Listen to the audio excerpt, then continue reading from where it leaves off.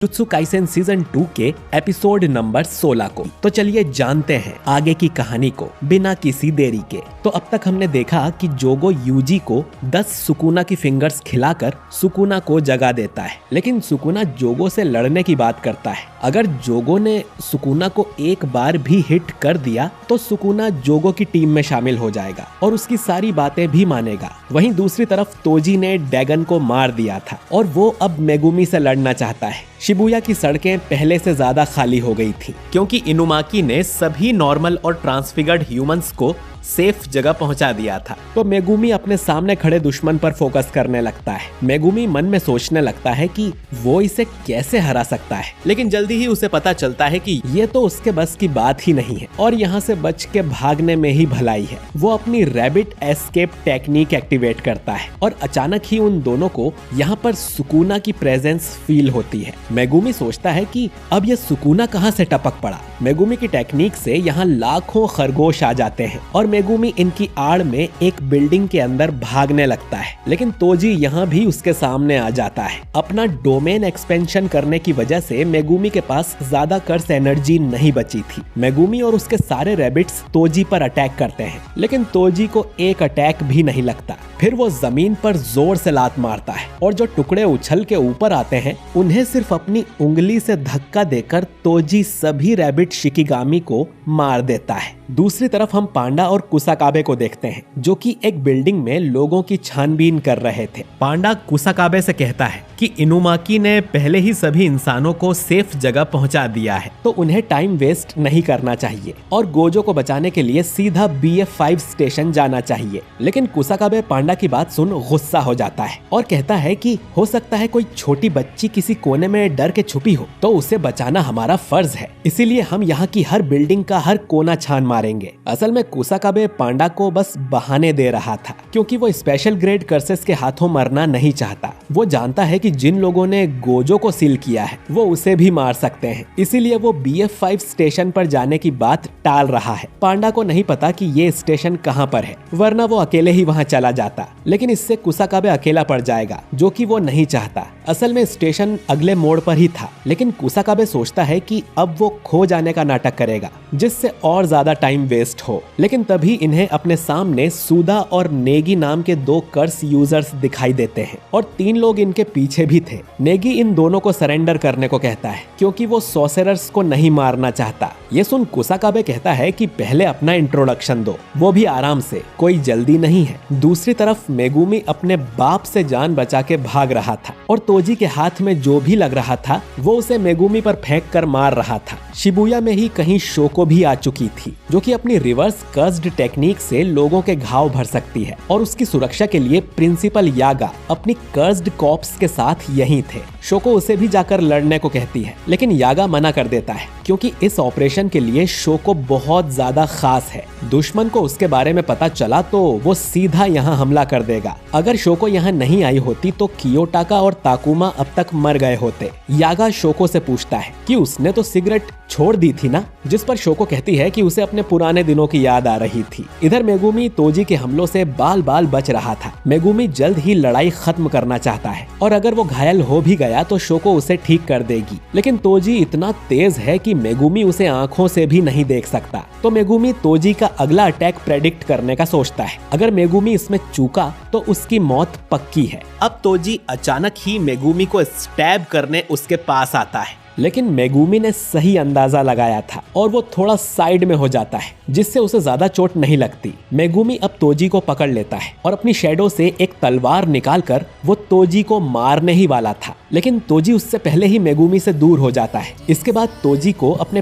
Past की memory याद आती है जब तोजी नाओबितो से मिलने गया था मेगुमी को जेनिन फैमिली में बेचने की बात करने के लिए, क्योंकि जब वो 6-7 साल का हो जाएगा तो वो अपनी ब्लड लाइन की कोई टेक्निक इनहेरिट कर लेगा। तोजी जितने पैसे मांग रहा था नाओबितो उससे भी ज्यादा देने को तैयार हो जाता है, लेकिन मेगुमी के पास कोई टेक्निक होनी चाहिए। तोजी ये सब मेगुमी के भले के लिए कर रहा था। जेनिन फैमिली में उसकी कोई जगह नहीं है, लेकिन अगर मेगुमी काबिल हुआ तो वो यहाँ पर काफी महान सॉसेरर बन सकता है। इधर तोजी पहली बार मेगुमी से बात करता है और उससे उसका नाम पूछता है, जिस पर वो अपना नाम मेगुमी फुशिगिरो बताता आता है। ये सुनकर तोजी को गर्व होता है कि उसके बेटे ने जेनिन की जगह तोजी का सरनेम रखा है। इसके बाद तोजी अपने सिर में ही वो नुकीला कर्स्ड टूल घुसा लेता है, जिससे उसका वेसल मारा जाता है। मेगुमी पास जाके देखता है कि तोजी का शरीर वापस ओगामी के पोते जैसा हो गया था और उसे समझ नहीं आता कि इस आदमी ने खुद को क्यों मार लिया। खैर, मेगुमी को काफी चोट आ गई थी तो वो जल्दी से शोको के पास जाने लगता है, पर तभी उसे माकी और बाकी सबकी याद आती है कि वो कहाँ है, और इतने में ही मेगुमी की पीठ में कोई तलवार मार देता है। ये वही कर्स यूजर हारुता था जिसकी नानामी ने पिटाई लगाई थी, पर ये जिंदा बच गया है। हारुता कहता है कि लाचारों को मारने का मजा ही अलग है। इधर सुदा बताती है कि वो और नेगी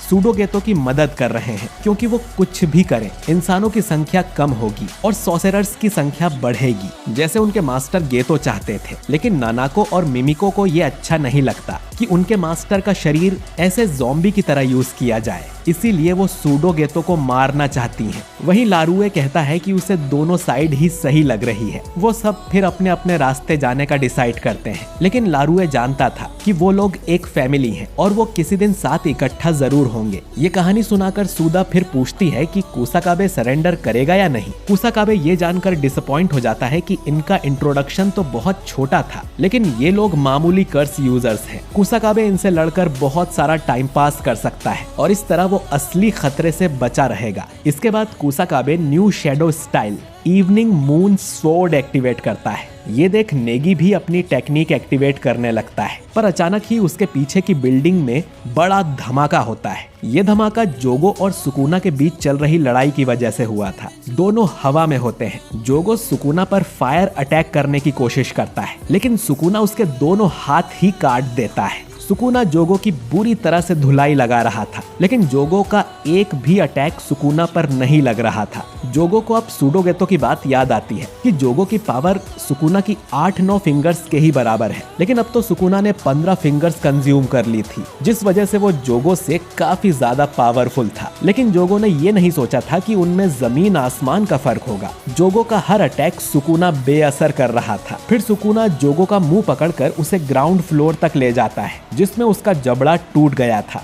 सुकुना कहता है कि इस चांद की रोशनी में मैं साफ देख पा रहा हूँ कि तुम कितने कमजोर हो, लेकिन मैं तुम्हारे साथ तब तक खेलता रहूंगा जब तक कि मैं बोर नहीं हो जाता। इनकी लड़ाई देख कुसाकाबे सभी से कहता है कि उन्हें तुरंत यहाँ से भाग लेना चाहिए, क्योंकि इन हाथियों की लड़ाई में वो चींटियों जैसे कुचले जाएंगे। अब जोगो उस पूरी बिल्डिंग को ही जला देता है, लेकिन सुकुना उसमें से बाहर आ गया था। फिर जोगो अपनी सबसे पावरफुल टेक्निक मैक्सिमम मीटियोर का यूज करता है, जिसमें आसमान में से एक बड़ा सा आग का गोला नीचे गिरने लगता है। ये देख कुसाकाबे पांडा से कहता है कि तुरंत यहाँ से निकलो, पर तभी सुकुना उनके पास आ जाता है, जिसे देख सभी के पसीने छूट जाते हैं। सुकुना कहता है कि जब तक मैं ना कह दूं, यहाँ से कोई भी नहीं हिलेगा। अगर किसी ने उसकी बात नहीं मानी तो सुकुना तुरंत ही उसे मार डालेगा। अब सभी लोग अपनी जगह पर फ्रीज हो जाते हैं। मीटियोर उनके ऊपर गिरने ही वाला था, लेकिन उससे ठीक पहले सुकुना इन्हें हिलने की परमिशन दे देता है और सभी लोग उस एरिया से भाग निकलते हैं। मीटियोर गिरने से बड़ा धमाका होता है। जोगो सोचता है कि इस अटैक से तो सुकुना को भी चोट आई होगी, लेकिन सुकुना जो उसके पीछे बैठा हुआ था कहता है कि चोट तो तब आएगी जब अटैक उसे लगेगा। वो पहले ही वहां से भाग गया था। अब सुकुना जोगो से पूछता है कि वो अपना डोमेन एक्सपेंशन क्यों नहीं करता, लेकिन जोगो जानता था कि डोमेन्स की लड़ाई में वो हार जाएगा, ठीक जैसे गोजो ने उसे हराया था। अब इसके बाद सुकुना खड़ा होता है और उसके हाथ से भी आग निकलने लगती है। जोगो को यकीन नहीं होता कि सुकुना के पास फायर वाली टेक्निक कहां से आई। सुकुना समझ जाता है कि शायद कर्स्ड स्पिरिट्स को इस टेक्निक के बारे में नहीं पता। वो जोगो से अब फायर बैटल करने को कहता है। जोगो अब अपने हाथ में एक फायर बॉल बनाता है, वहीं सुकुना अपने हाथों से एक जलता हुआ एरो। लेकिन फिर जोगो अपने मन में हानामी और डैगन से बात करने लगता है और उनकी मौत के लिए उनसे माफी मांगता है। हानामी कहता है कि माही तो अब भी जिंदा है। इंसानों को सबसे ज्यादा डर मरने से लगता है, लेकिन मौत ही उनके लिए आईना है। माही तो खुद एक मिरर है और वो कहीं ज्यादा पावरफुल बन सकता है, इसीलिए जोगो ने उसे उनका लीडर बनाया था। जोगो को यकीन था कि जब उन सब का पुनर्जन्म होगा वो बदल चुके होंगे, लेकिन जोगो फिर भी उन सब से मिलना चाहता है क्योंकि वो ही असली इंसान है। सुकुना ने भी उसकी ये बात सुन ली थी, पर वो समझ जाता है कि जोगो सच में इंसान नहीं बनना चाहता। वो चाहता है कि कर्सेस इंसानों की जगह ले ले, पर यह बात उसे बचकानी लगती है। सुकुना कहता है कि जोगो को बिना ज्यादा सोचे सब कुछ जला देना चाहिए था, लेकिन उसमें वो भूख ही नहीं है। जोगो उसकी बात से सहमत होता है। सुकुना आगे बोलता है कि उसे मजा आया। मुझे मजा आया। 1000 सालों में मैं ना जाने कितने ही इंसान, सॉर्सरर्स और कर्स्ड स्पिरिट्स से लड़ा होऊंगा। उन सब के मुकाबले तुम इतने बुरे भी नहीं हो, तो तुम्हें खुद पर गर्व होना चाहिए। तुम काफी स्ट्रांग हो। अपनी तारीफ सुनकर जोगो की आंखों में आंसू आ जाते हैं। वो पूछता है कि ये कैसे हुआ, जिस पर सुकुना कहता है कि उसे भी नहीं पता। अब कहानी रियलिटी में आती है और हम देखते हैं कि जोगो की लाश जल रही थी। उसके तुरंत बाद ही सुकुना से एक कर्स यूजर उरा उमे मिलने आती है और सुकुना उसे देखकर पहचान भी जाता है, जैसे वो काफी समय से एक दूसरे को जानते हो। दूसरी तरफ मेगुमी मरने जैसी हालत में आ गया था, लेकिन उससे पहले मेगुमी ने अपना सबसे पावरफुल शिकिगामी बाहर निकाल लिया था, जिसे देख हारुता को रोना आ रहा था। और ये एपिसोड यहीं पर खत्म हो जाता है। तो दोस्तों, मुझे पता नहीं क्यों, लेकिन इस एपिसोड का एनिमेशन बहुत ज्यादा बेकार लगा। जुजुत्सु काइसेन में अभी तक किसी एपिसोड में इतना खराब एनिमेशन नहीं होगा, बल्कि तोजी और मेगुमी की फाइट तो फैन एनिमेशन लग रही थी। खैर, शायद मापा के पास बजट की कमी हो गई होगी और हमें अगले एपिसोड में फिर से टॉप क्वालिटी एनिमेशन देखने को मिल सकता है। बाकी तोजी के मरने से भी मैं काफी डिसअपॉइंटेड हूँ कि अगर उसे ऐसे ही मारना था तो